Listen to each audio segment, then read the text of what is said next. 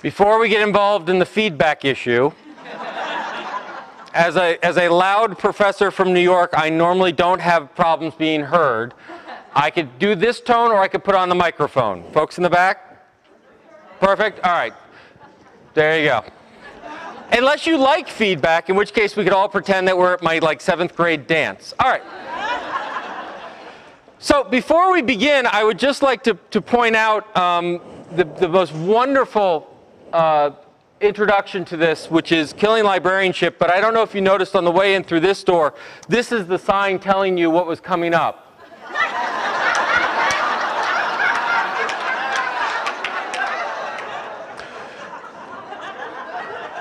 So I know where I will be at 2:15. That was good. What will kill our profession is not ebooks, Amazon, or Google, but a lack of imagination. I've looked through the program. You guys have a great couple of days ahead of you, and there's full of content from everything from social networking and collection development and change management and dealing with unruly patrons, and apparently a whole session on dealing with unruly keynotes. And as a keynoter, this is fabulous because when you're part of such a strong presentation, there's absolutely no obligation to have content in your presentation. So I'm going to take that advantage of that and not have any content to what I'm going to say. But what does this mean? What this means is, it was in the midst of a wonderful talk. It was in Edmonton, Alberta, and this line came out, and people seemed to like it, but no one quite knew what it meant. But what it means is that we live in an era when we need to think big.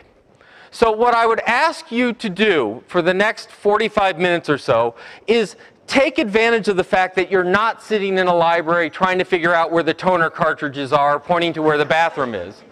Or, as I understand it, the #1 reference question has been replaced. It is no longer where's the bathroom, it's now have you found a USB stick. Is that, all right.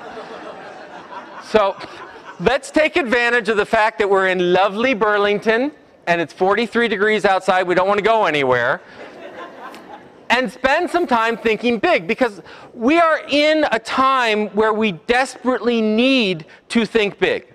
We are in a time where everyone uses the word unprecedented after every other statement, right?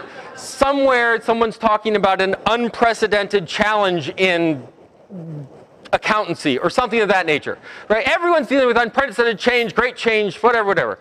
And it's true. That's the worst part of it, right? The worst part of it is we do live in an era where we are faced with enormous challenges, where we are faced with big problems. And this is not the time to shy away from them. This is not the time, if we're going to talk about what the new normal is, the new normal can't be introversion, hiding in our shelves, hoping it goes away. We deal with this in higher education. It's not like, well, once this whole economic thing shifts out, people will be willing to spend $300 million a year in tuition. We'll just have to wait it out, right? If you look at some of the reasons we need to think big, this is from the Adult Education Commission, and what it does is it's a graph by country. Each line's a country. Thank you. The red dots, these are 45 to 54 folks.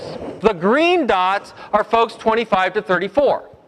And what you're seeing is the percentage of folks who have, I believe it's a high school degree, high school diploma. All right? So you can see, for example, in picking one fun, in Poland, you can see that what happens is generational differences, kind of what you would expect, right? The young are getting more educated than the adults. But I want to point out this particular line, which happens to be the United States.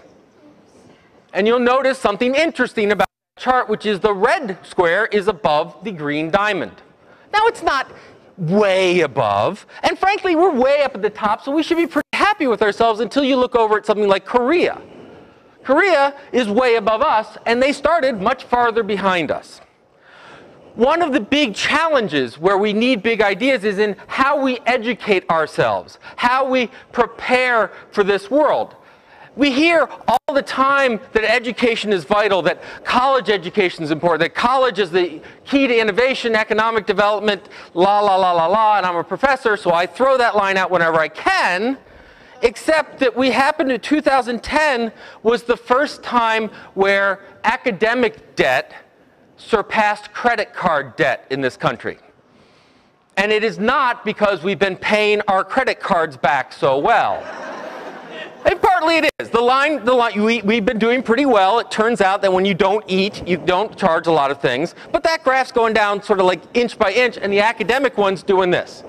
This chart shows since 1982 the growth in percentage growth in different areas. College tuition's up the top at about 450%. Medical care is only 250%. It is costing us more to get healthy, but it costs us a heck of a lot more to get smarter, supposedly. All right? Now, this in the midst of the most dramatic wage and wealth distribution in this country, that we see that the top 5% control something like 60% of the wealth in this country. We're dealing with the shrinking middle class, that we are in almost a 10% unemployment, over that in certain sectors, so that 1 out of 10 people you know has been laid off. We're in an era of great division in our politics where we're just sort of figuring out, hey, do we really need a federal government? Let's see. Right? No, that could be the rest of the talk. I'm not going there. The point is, we have big challenges before us. We are living in interesting times. I once said we live in Shakespearean times. We live in times where we could be writing those dramas, where we're talking about regime change, and we're talking about population growth. We're talking about a massive demographic shift. We're about to go from a country with a white majority to a plurality. We've got many states in which now the Hispanics represent a larger percentage of population than all other demographics combined, and soon than the Caucasian. Now, I think that's a good thing. I think diversity is interesting, but I think it's a challenging thing. When we deal with language issues, when we deal with collection issues, when we deal with all of these issues, we're living in that time. Now, I got to thinking about all of this because Neil Gabler wrote this wonderful article in the Sunday Review of the New York Times talking about the elusive big idea. And within it, and by the way, I'll put all the slides online. You can copy and paste to your delight. He talked about we're sort of at the death of ideas, that we're at a post-idea economy. And it was sort of interesting to think about that. Now, he sort of overstates some of the issues, but his basic line is, look, we used to think big thoughts. We used to make celebrities out of our sort of thinkers, and now we make celebrities out of people who are celebrities, right? I mean, who forgot their underwear when they went out to a bar. Really, this Einstein, you know, Lindsay Lohan, I don't know. So you can challenge it, but it really did get me thinking. And what it got me thinking about is that if libraries and librarians are in the knowledge business, if we're in the learning business, if we're in the education business, and I argue that we are, we actually have two rather amazing challenges before us. Now, the first one I'm going to pick on is the obvious one, right? So if you haven't seen it, go read this lovely article, Save Our Libraries, Fire the Librarians. It was in the News Leader, Florida's oldest weekly newspaper, right up there with the old gray lady. And Mike Thompson wrote this, and it's just lovely, right? Why do we need a new library? I don't know how old, but why do we need a new library? Get those kids off my yard, whatever it is. And I know it's deathly to bring up large blocks of text, but it's so worth it. Stick with me for a moment. While local taxpayers pick up the biggest tab for America's libraries, most librarians are little more than unionized pawns for the social activist bosses of the American Library Association. Wow, all right. Today, 136 years after its formation, ALA controls 62,000 members, and through its czarist accreditation program of many libraries, largely dictates what books are available for the most impressionable members of the U.S. society, our children.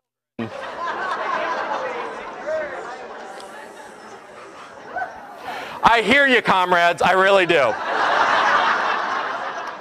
I was called a communist for the first time the other day. I thought, you know, it's interesting when someone does that, you have an interesting reaction. The first one is, but I buy stuff, right? And the second one is, what, are you wearing a leisure suit? Communism? Really? Come on. All right.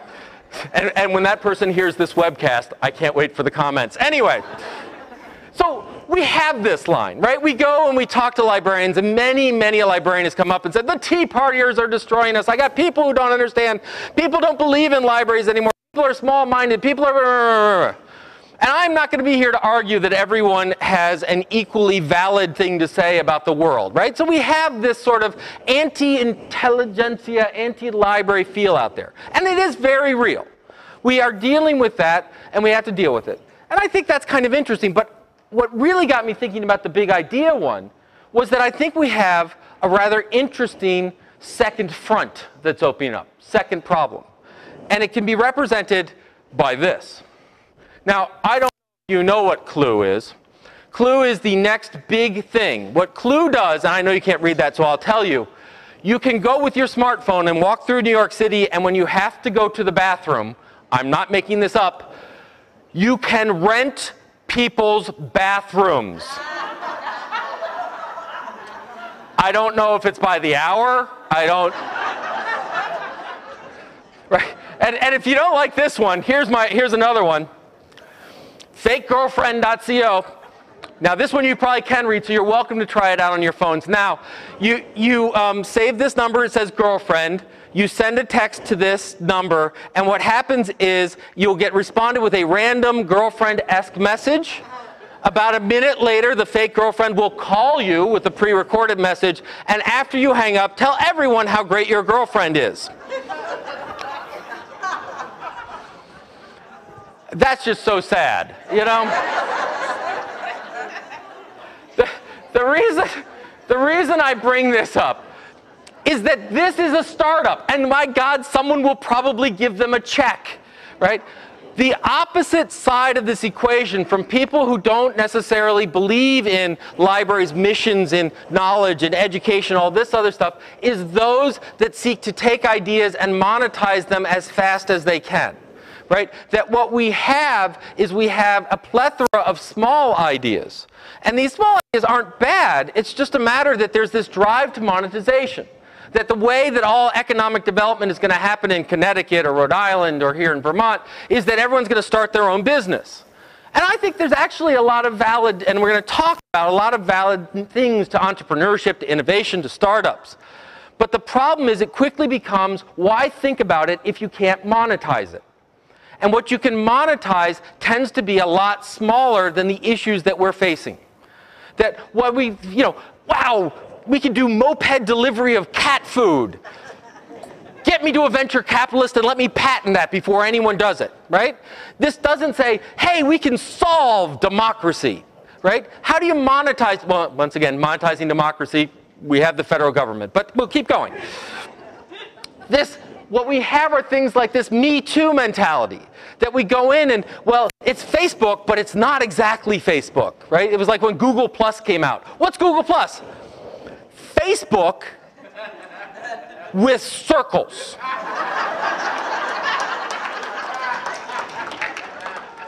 How many of you don't have to admit if you started the conversation, but how many of you at one point were in a meeting where you said, boy, the library could start its own Facebook for Enter City Here? Right? We could do our own social network. And the answer is, why? It's there. But we get this shows up in things like patent trolls. There are huge industries, huge companies that do nothing but own intellectual property for the only purpose to go sue people who are actually producing things. Google recently bought Motorola. They didn't do it so they could bring back the little track phones. They did it for their portfolio of IP, for their portfolio of patents that could help them defend against Apple, fight against Apple. When you look at what Apple's doing with its market, with its iPhone and its iPad, they're now in Korea and they're now in Germany. They're actually trying to prevent competitors from putting tablets on the market. They're not doing it by outbidding them. They're not doing them by outpricing them. They're doing them by suing them. They're saying this is too like RIP, sue them. Now, I want to be really clear. I am not a communist. And so I believe in intellectual property. I believe there's an appropriate use of intellectual property, but we're getting to the point when Amazon can patent the idea of one-click purchasing. We've gone a bit too far. All right? So you have this opposite pressure on libraries. Why go to the library when